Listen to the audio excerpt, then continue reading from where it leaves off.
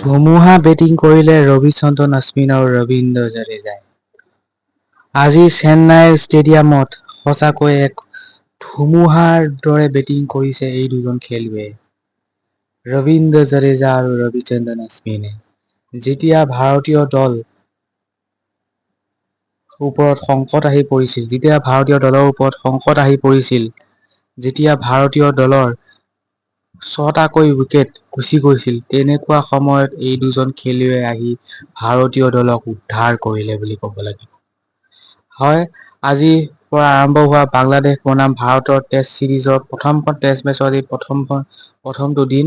আৰু আজি প্ৰথমটো দিনৰ যদি আমি কথা ক'বলৈ যাওঁ, তেনেহ'লে আৰম্ভণিতে ভাৰতে 6টাকৈ উইকেট হেৰুৱাইছিল 144 ৰানত।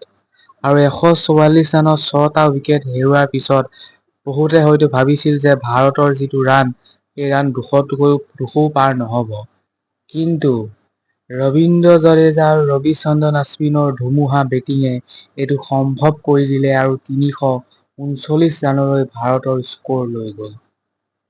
ৰবিচন্দ্ৰন অশ্বিনে আজি এটা শতক তেখেতে মাৰিলে আৰু এইটো তেখেতৰ 6 নম্বৰৰ টেষ্ট কেৰিয়াৰৰ তেখেতৰ শতক।